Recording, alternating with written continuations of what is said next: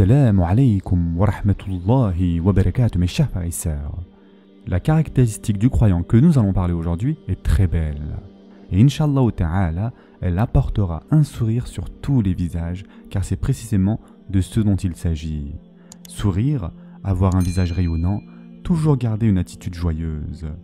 Jarir ibn Abdullah al-Bajali, un des compagnons du prophète sallallahu alayhi wa sallam, a dit, et il vivait à Médine, c'était un Ansar, donc il venait à la mosquée chaque jour, il a dit « Je n'ai jamais visité ou vu le prophète sallallahu alayhi wa sallam sans qu'il ne me sourie. » À chaque fois, le sourire était là. Abdullah ibn al-Haris, radiallahu anhu, un autre Ansari, a dit « Je n'ai jamais vu une personne sourire plus que le prophète sallallahu alayhi wa sallam. » Lorsqu'un des compagnons l'a décrit, il a dit « Le prophète sallallahu alayhi wa sallam était toujours souriant, toujours joyeux, riant d'un bon cœur. » Il décrivait ainsi le prophète sallallahu alayhi wa sallam comme étant toujours rayonnant de bonheur. Et cet acte de sourire est quelque chose que notre prophète sallallahu alayhi wa sallam a conseillé aux pieux d'adopter.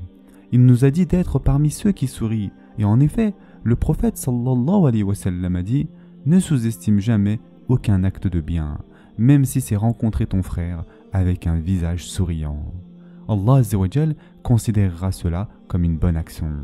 Et dans un autre hadith, le prophète sallallahu alayhi wa sallam a dit « Sourire à ton frère est une forme de sadaqa, pour laquelle Allah te récompensera. » Ainsi, avoir un visage rayonnant et joyeux est une qualité qui fait partie de l'islam. Et subhanallah, il faut être clair là-dessus, il faut le dire, parfois certaines personnes, lorsqu'elles deviennent religieuses, deviennent de plus en plus renfrognées, aigries et plus sévères dans leurs expressions. Pourquoi cela? Ne devrait-il pas se rapprocher plus de la sunna et sourire plus justement? Quel livre de la sunna lisent-ils ces gens? On ne sait pas. Parce que la religiosité devrait rendre joyeux justement. La piété devrait rendre joyeux.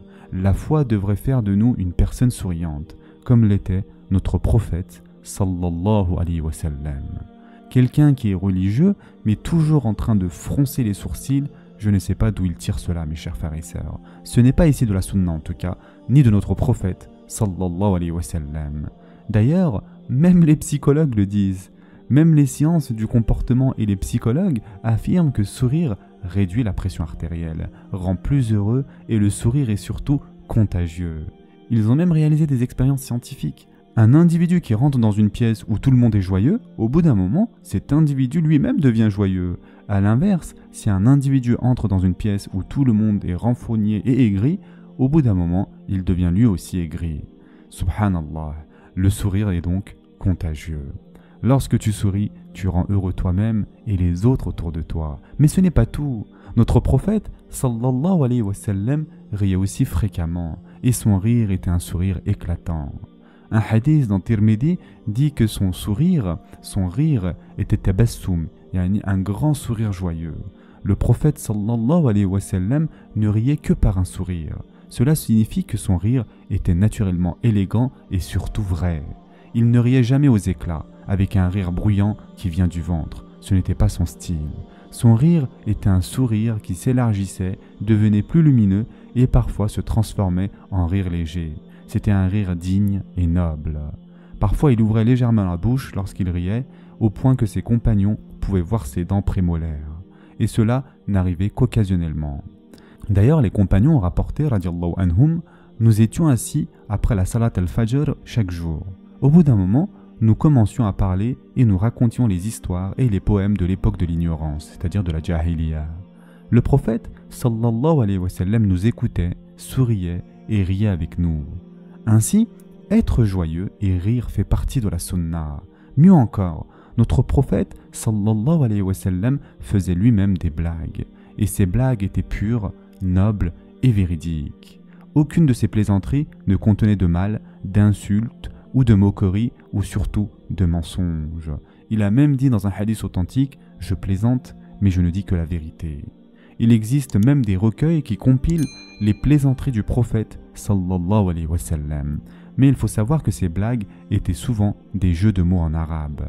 Lorsqu'on les traduit en français, on perd parfois leur sens comique. Un exemple célèbre, c'est quand une vieille femme est venue voir le prophète sallallahu alayhi wa sallam et lui a demandé « Ô messager d'Allah, prie pour que je rentre au paradis.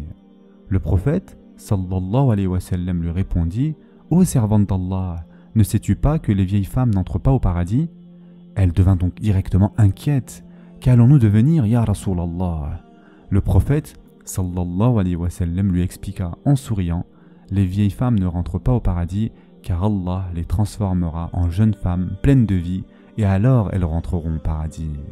Elle rit donc avec joie. Un autre jour, une femme dit au prophète sallallahu alayhi wa sallam, ô messager d'Allah, mon mari et moi voulons vous inviter à un festin chez nous. Le prophète sallallahu alayhi wa sallam lui répondit, lequel est ton mari? Ah, celui qui a la blancheur dans les yeux? En arabe, de manière générale, la blancheur de l'œil signifie qu'il a une déformation de l'œil, une maladie de l'œil. Cela signifie littéralement blancheur de l'œil, d'accord? Alors la femme dit, non, non, ce n'est pas mon mari. Le prophète sallallahu alayhi wa sallam répondit, non, non, c'est bien ton mari. Je sais que ton mari est celui qui a de la blancheur dans l'œil. Elle répliqua à nouveau, non, non, mon mari n'a aucune blancheur dans l'œil.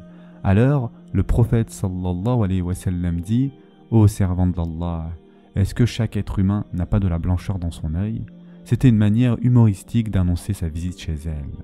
Encore une fois, en arabe, on appelle un bébé chameau waladun naqa, ce qui signifie l'enfant d'un chameau. Un homme vient alors et dit, je veux partir en expédition, ya Rasulallah. Le prophète, sallallahu alayhi wa sallam, lui dit, je n'ai pas de chameau à te donner, puis il ajouta, je n'ai qu'un waladun naqa à te donner. Or, un waladun naqa est un bébé chameau.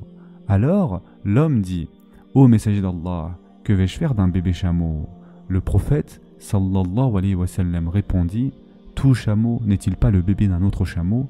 C'était donc un jeu de mots, une plaisanterie permise pour détendre l'atmosphère.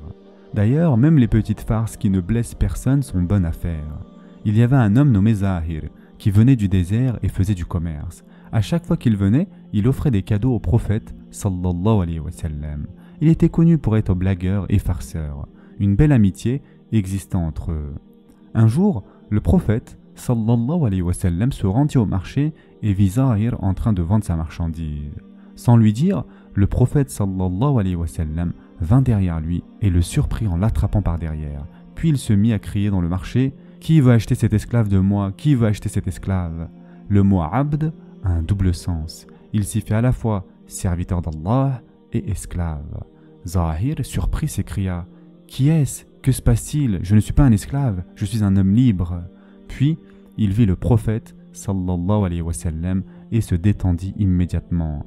Il se colla alors le plus possible contre le corps du prophète, sallallahu alayhi wa sallam, et lui dit, « Ô messager d'Allah, si tu veux me vendre, tu n'auras pas un bon prix, car personne ne voudra de moi. » Le prophète, sallallahu alayhi wa sallam, répondit alors, « Non, par Allah, tu es précieux aux yeux d'Allah. » C'était donc une farce bienveillante, une plaisanterie qui a apporté de la joie. Imagine ce que Zahir a ressenti en voyant que le prophète sallallahu alayhi wa sallam le taquinait de cette manière-là. Cependant, il faut être prudent. Toute farce ou blague que nous faisons ne doit pas blesser les sentiments de quelqu'un, ni être insultante, ni provoquer de la peur. Dans un hadith rapporté par Tirmidhi, un groupe de compagnons voyageait ensemble. Parmi eux, des jeunes décidèrent de jouer une farce à l'un de leurs amis. Ils lui prirent son armure et ses lances et les cachèrent. Or, une bataille devait avoir lieu le lendemain. Quand l'homme se réveilla, il ne trouva plus son équipement. Il s'inquiéta et s'exclama « Que va-t-il m'arriver? Que vais-je faire ?» Et les autres riaient.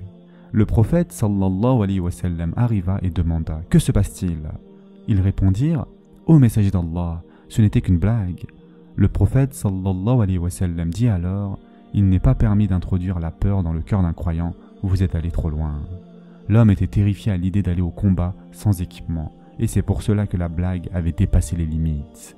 Ainsi, il faut toujours faire attention à ne pas exagérer. En conclusion, mes chers frères et sœurs en islam, il est du bon comportement du croyant d'être joyeux, de montrer un visage radieux, de sourire aux gens, de rire et de plaisanter de manière permise. Ne soyez pas une personne au visage sévère, toujours aigri. Ce n'est pas la sunna et ce n'est pas non plus le bon comportement du croyant. Enfin, voici une belle histoire sur laquelle nous devrions réfléchir longuement. Anas ibn Malik radiallahu an rapporte les derniers jours du prophète sallallahu alayhi wa sallam. Le prophète sallallahu alayhi wa sallam était malade depuis une semaine environ et Abu Bakr as-Siddiq radiallahu an dirigeait la prière. les rumeurs commencèrent à se répandre, c'est peut-être la fin. Les gens étaient inquiets, terrifiés à l'idée d'une mauvaise nouvelle imminente. Et en effet, la nouvelle allait arriver. Mais le tout dernier dimanche, car le prophète sallallahu alayhi wa sallam est décédé le lundi, alors que les gens faisaient la prière de Aïcha, Anas ibn Malik radiallahu an raconte qu'Abu Bakr radiallahu an dirigeait la prière. Et voilà que le prophète sallallahu alayhi wa sallam ouvrit le rideau de sa chambre. Il ne l'avait pas vu depuis une semaine.